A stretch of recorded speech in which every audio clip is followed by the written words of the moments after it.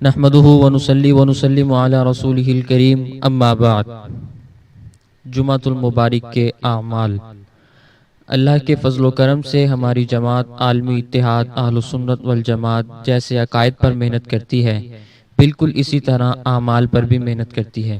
نبی کریم صلی اللہ علیہ وسلم کے مقاصد بعثت میں تزکیہ نفس کو بنیادی حیثیت حاصل ہے، اس لیے تمام احباب اپنے آپ کو اعمال مسنونہ کا پابند بنائیں۔ کل جمعۃ المبارک کا مبارک دن ہے۔ جمعہ دنوں کا سردار دن کہلاتا ہے۔ اس نام کی مستقل ایک سورت قرآن کریم میں نازل ہوئی ہے۔ اس دن مسنون اعمال کا اہتمام کریں، کوشش کریں کہ جمعۃ المبارک کی تمام تر فضیلتیں حاصل ہو جائیں۔ نمبر 1، غسل کرنا۔ عن عبداللہ ابن عمر رضی اللہ تعالی عنہما ان رسول اللہ صلی اللہ علیہ وسلم قال اذا جاء احدکم الجمعة فلیغتسل۔ صحیح بخاری حدیث نمبر 877۔ حضرت عبداللہ بن عمر رضی اللہ تعالی عنہما سے روایت ہے کہ رسول اللہ صلی اللہ علیہ وسلم نے فرمایا، جس شخص کو جمعہ کا دن نصیب ہو جائے وہ غسل کرے۔ نمبر 2، مسواک کرنا۔ عن ابی سعید رضی اللہ تعالی عنہ قال اشہد علی رسول اللہ صلی اللہ علیہ وسلم قال وَأَن يَسْتَنَّ۔ صحیح بخاری حدیث نمبر 880۔ حضرت ابو سعید رضی اللہ تعالیٰ عنہ سے روایت ہے کہ رسول اللہ صلی اللہ علیہ وسلم نے فرمایا، جمعہ والے دن مسواک کرے۔ نمبر 3، خوشبو لگانا۔ عن ابی سعید رضی اللہ تعالی عنہ قال اشہد علی رسول اللہ صلی اللہ علیہ وسلم قال وَأَن يَمَسَّ طِيبًا إِن وَجَدَ۔ صحیح بخاری حدیث نمبر 880۔ حضرت ابو سعید رضی اللہ تعالیٰ عنہ سے روایت ہے کہ رسول اللہ صلی اللہ علیہ وسلم نے فرمایا، اگر میسر ہو تو جمعہ والے دن خوشبو لگائے۔ نمبر 4، تیل لگانا۔ عن سلمان الفارسی رضی اللہ تعالی عنہ قال قال النبی صلی اللہ علیہ وسلم وَيَدَّهِنُ مِن دُهْنِهِ۔ صحیح بخاری حدیث نمبر 883۔ حضرت سلمان فارسی رضی اللہ تعالی عنہ سے روایت ہے کہ رسول اللہ صلی اللہ علیہ وسلم نے فرمایا، جمعہ والے دن تیل لگائے۔ نمبر 5، صاف ستھرا لباس پہننا۔ عن ابی ذر رضی اللہ تعالی عنہ عن النبی صلی اللہ علیہ وسلم قال وَلَبِسَ مِنْ أَحْسَنِ ثِيَابِهِ۔ سنن ابن ماجہ حدیث نمبر 1097۔ حضرت ابو ذر غفاری رضی اللہ تعالی عنہ سے روایت ہے کہ رسول اللہ صلی اللہ علیہ وسلم نے فرمایا، جمعہ والے دن اچھا لباس پہنے۔ نمبر 6، جمعہ کے دن نماز فجر کی مسنون تلاوت۔ عن ابی ہریرہ رضی اللہ تعالی عنہ قال کان النبی صلی اللہ علیہ وسلم یقرأ فی الجمعۃ فی صلاۃ الفجر فی الفجر یوم الجمعۃ الف لام میم تنزیل السجدہ وہل اتی علی الانسان۔ صحیح بخاری حدیث نمبر 891۔ حضرت ابو ہریرہ رضی اللہ تعالیٰ عنہ سے روایت ہے کہ نبی کریم صلی اللہ علیہ وسلم جمعہ والے دن نماز فجر کی پہلی رکعت میں سورۃ الف لام میم تنزیل السجدہ اور دوسری رکعت میں هل اتی علی الانسان سورۃ دہر پڑھا کرتے تھے۔ سورۃ الف لام میم تنزیل السجدہ 21ویں پارے میں جبکہ سورۃ الدہر 29ویں پارے میں موجود ہے۔ نمبر 7، جمعہ کی اذان کے وقت خرید و فروخت اور کاروبار بند کرنا۔ وقال ابن عباس رضی اللہ تعالی عنہما یحرم البیع حینئذ وقال عطاء تحرم الصناعات كلها۔ صحیح بخاری باب المشی الی الجمعہ۔ حضرت عبداللہ بن عباس رضی اللہ تعالی عنہما فرماتے ہیں، اس وقت یعنی اذان جمعہ کے وقت خرید و فروخت حرام ہو جاتی ہے، اور حضرت عطا فرماتے ہیں اس وقت یعنی اذان جمعہ کے وقت تمام کاروبار حرام ہو جاتے ہیں۔ نمبر 8، نماز جمعہ کے لیے پیدل جانا۔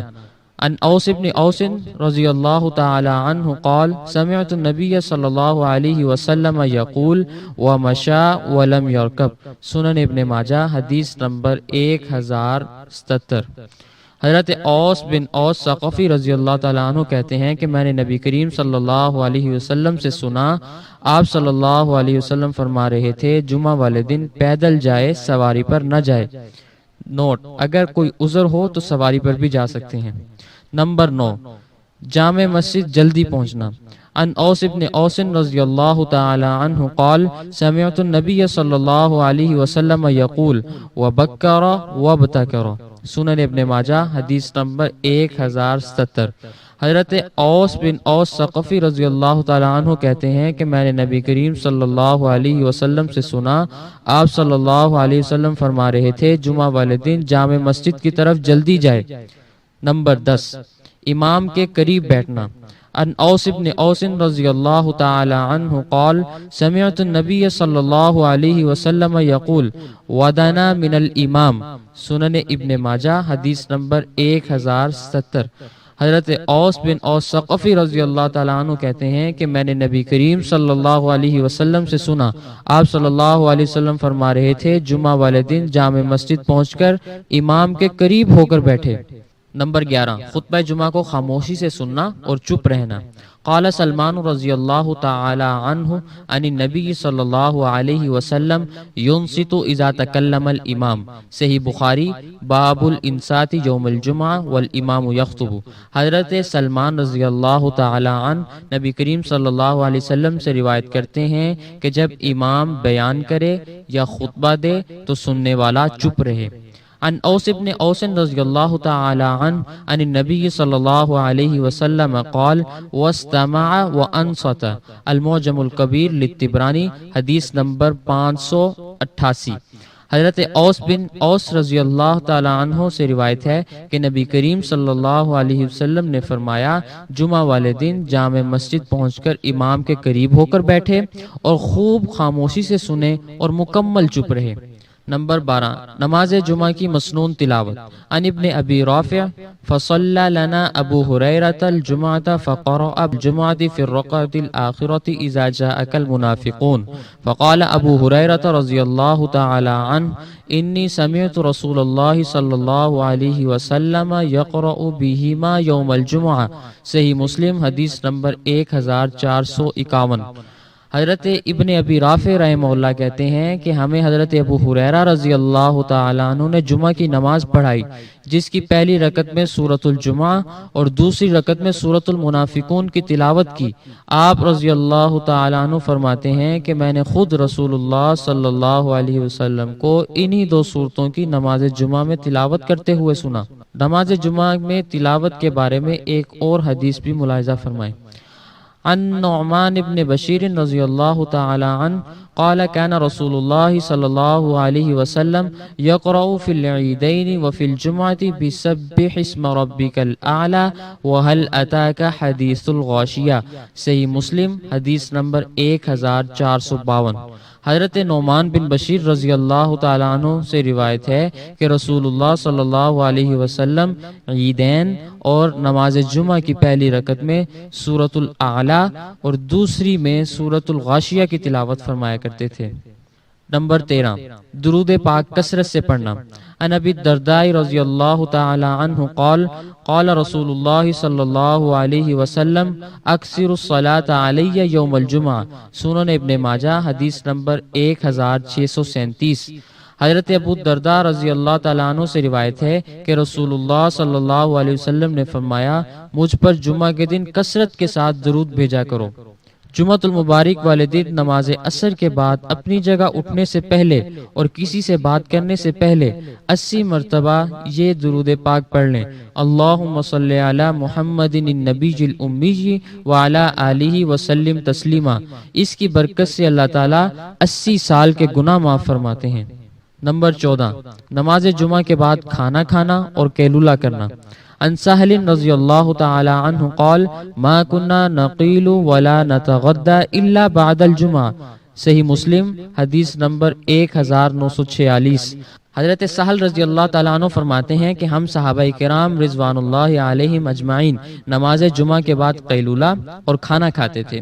نمبر 15، سورۃ الکہف کی تلاوت کرنا۔ عن علی بن ابی طالب رضی اللہ تعالی عنہ قال قال رسول اللہ صلی اللہ علیہ وسلم من قرأ سورۃ الکہف یوم الجمعہ فهو معصوم الى 8 ایام من کل فتنة تکون فإن خرج الدجال عصم منه، الاحادیث المختارہ للمقدسی، حدیث نمبر 430۔ حضرت علی بن ابی طالب رضی اللہ تعالیٰ عنہ سے روایت ہے کہ رسول اللہ صلی اللہ علیہ وسلم نے فرمایا، جس شخص نے جمعہ والے دن سورۃ الکہف کی تلاوت کی تو وہ آئندہ جمعے تک ہر طرح کے فتنے سے بچ جاتا ہے، یہاں تک کہ اگر دجال بھی نکل آئے تو وہ اس سے بھی محفوظ رہے گا۔ احادیث مبارکہ کی روشنی میں جمعہ کے دن قبولیت والی گھڑی کے متعلق علماء نے 2 وقتوں کو ذکر فرمایا ہے۔